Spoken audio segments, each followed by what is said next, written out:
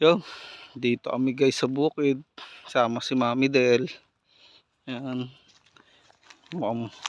Ito yung may mga taklob na yan. Yan yung ging ano namin nila airpat tinanim.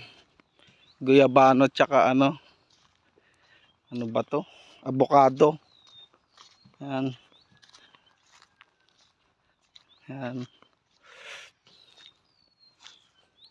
Kaya may maganda rin yung mga tanim-tanim ke.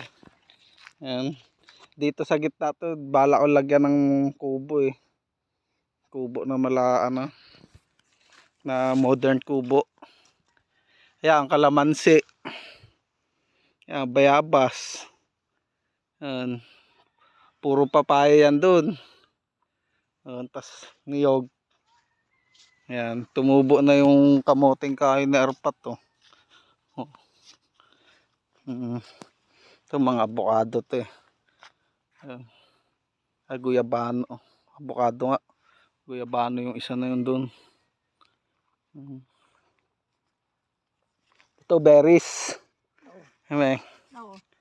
Yan na yan, magandang ano, ayun o, dami ng bunga yung berries ko. Ayun o. Dapat, gusto ka paramihin to eh. Tusok-tusok mo lang din naman yan eh. Oo, tutusok lang rin yan. Ito guys, so dami. Pwede ka na mag-harvest.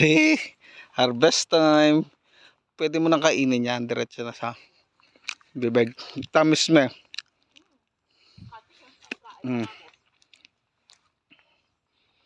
Dami na nalaglag oh, sa baba. Sarap guys. Dapat pala nagkuha ako ng lagayan. Ang daming bunga oh. Nag-overripe na nga. Naglagan na nga oh. Oo nga no.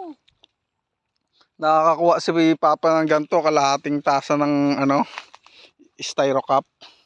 Inuwi sa bahay. Kapapak. Sarap na ito guys. Ito yung kahit ano mo, tea.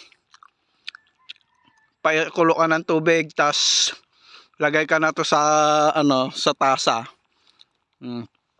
Tunawin mo doon, sarap. Yung pampa-cleansing ng ano to, site sa bato eh. Yan. Ayan guys, so malaki na yung tanim na berries dito. Dagdagan pa natin to. Pag marami to, parang ano rin to eh, yung strawberry. Yan.